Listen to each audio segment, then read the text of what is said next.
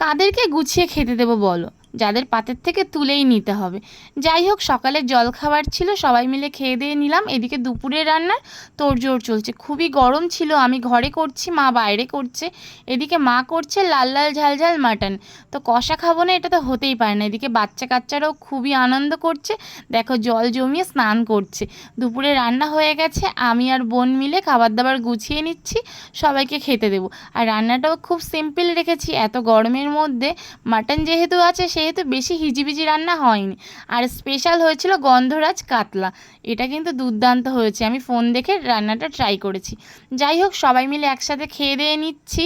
আর আমাদের মধ্যে জামাই ষষ্ঠীর সেভাবে কোনো নিয়মকানুন নেই, জাস্ট খাও দাও মজা করো। আর আমাদের তো বোনরা আসলেই আমাদের খাও দাও মজা করো, এরকম তো চলতেই থাকে।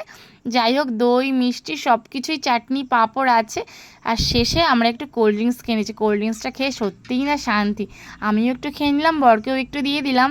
আর এদিকে বোনের বর, তো সবাই মিলে আমরা মজা করে খেয়ে নিলাম। আর এদিকে দেখো বোন বাসন মাজতে মাজতে তো রিলস।